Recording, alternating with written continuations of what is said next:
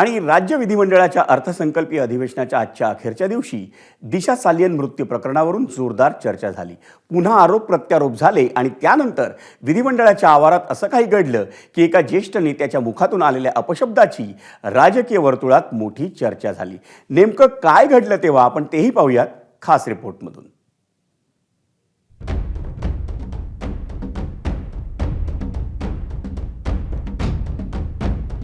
भाचा वरुण सरदेसाईंशी चर्चा करताना लाखोल्या वाहतच उद्धव ठाकरेंनी विधान भवनात प्रवेश केला।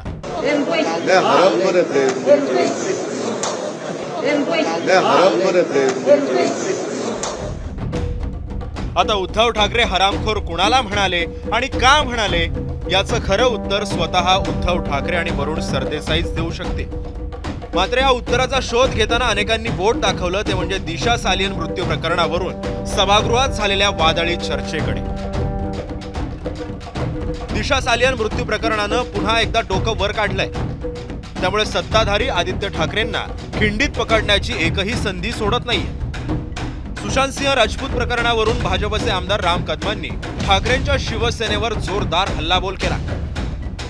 माननीय मंत्री महोदय, माझी अध्यक्षांच्या मार्फत तुम्हाला विनंती आहे, सुशांत सिंह राजपूतचा मृत्यू, रिया चक्रवर्तीचा रोल आणि पुरावे नष्ट करण्यामध्ये उद्धव ठाकरे सरकारचा काय कार्यभाग होता, या दोन्ही गोष्टी अध्यक्ष महोदय या नवीन SITच्या प्रकरणात त्याची चौकशी झाली पाहिजे।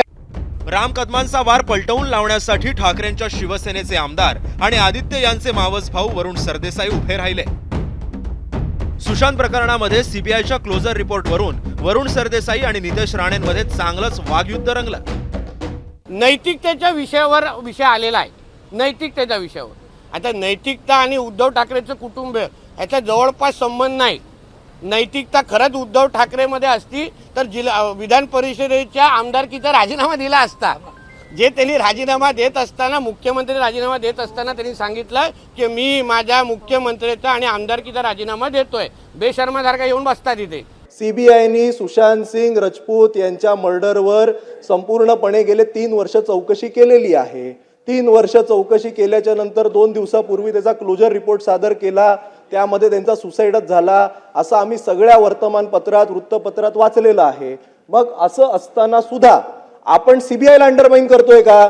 तो सीबीआयनी कोर्टात दिलेला आहे, कोर्टाने अजूनपर्यंत ऍक्सेप्ट केलेला नाही।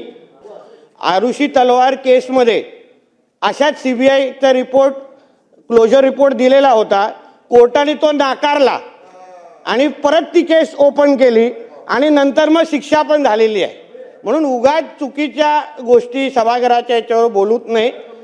अज्ञानी लोकांनी याच्यावर काय बोलू नये, थोडं थांबावं, शिकून घ्यावं। दिशा सालियन प्रकरणी एकनाथ शिंदेचे आमदार संजय गायकवाडांनी गेल्या वेळी अप्रत्यक्ष का होईना आदित्य ठाकरेंची पाठराखण केली होती। मात्र आता तेच संजय गायकवाड धनंजय मुंडेंप्रमाणे आदित्य ठाकरेंचा राजीनामा घेण्याची मागणी करतायत।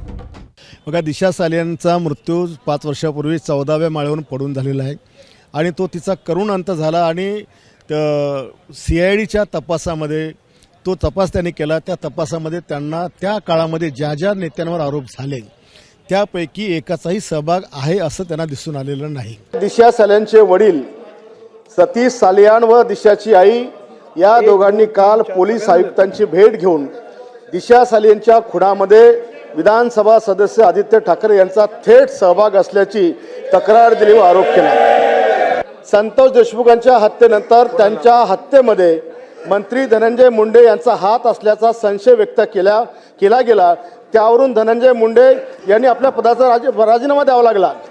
दिशाच्या हत्ये प्रकरणात तर तिच्या वडिलांनी आदित्य ठाकरेंचा थेट सहभाग असल्याचा दावा या ठिकाणी अध्यक्ष महोदय केला। म्हणून नैतिकता म्हणून ते त्या ठिकाणी आपला राजीनामा देणार का किंवा आपण त्याच्यावर कारवाई करणार का, हा माझा पॉइंट ऑफ व्ह्यू प्रश्न अध्यक्ष। दिशा आणि सुशांत प्रकरणावरून विधानसभेचं वातावरण तापलेलं असताना तिकडे शिंदेच्या शिवसेनेच्या आमदार भावना गवळींनी देखील याच मुद्द्यावरून काही सवाल विचारले।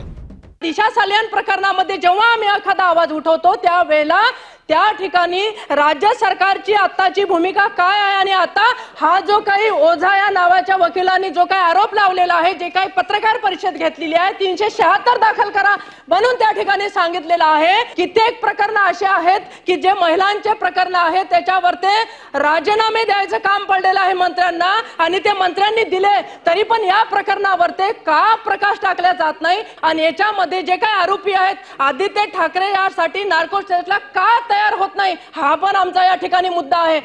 दिशा आणि सुशांत सिंह प्रकरणी झालेल्या आरोप प्रत्यारोपांचं रिपोर्टिंग वरुण सरदेसाईंनी उद्धव ठाकरेंना दिलं आणि त्यानंतरच उद्धव ठाकरेंनी संतापानं लाखोल्या वाहिल्याचं कळतंय. अर्थसंकल्पीय अधिवेशनाच्या काळात दिशा सालियान हे संपूर्ण प्रकरण नव्याने जिवंत झालं आणि त्याला कारण ठरलं ते म्हणजे दिशाचे वडील सतीश सालियान यांनी हायकोर्टात केलेली याचिका. या संपूर्ण प्रकरणात दिशावरती सामूहिक बलात्कार झाला असून तिची हत्या झाल्याचा दावा या याचिकेत करण्यात आलेला आहे. त्यामुळे हे संपूर्ण प्रकरण पुन्हा एकदा इन्व्हेस्टिगेशन व्हावं अशी मागणी त्यांनी याचिकेतनं केलेली आहे. या हत्येमध्ये आदित्य ठाकरे, त्याचे सुरक्षा रक्षक, त्याचबरोबर दिनो मोरिया, पांचोली या सगळ्यांची नावं असून यासह इतरांनाही आरोपी करावं असं देखील म्हटलेलं आहे. दिशा सालियान मृत्यू प्रकरणाची फाईल जर पुन्हा ओपन झाली तर ती दिशाला न्याय मिळवून देण्यासाठी की राजकारणासाठी असा प्रश्न उपस्थित करायला नक्कीच वाव आहे. आता या प्रकरणामुळे आदित्य ठाकरे मोठ्या अडचणीत सापडणार की आरोप करणाऱ्यांना पुरून उरत आपलं राजकीय कौशल्य सिद्ध करणार हेही पाहणं महत्त्वाचं असणार आहे. ब्युरो रिपोर्ट, एबीपी माझा. एबीपी माझा, उघडा डोळे बघा नीट.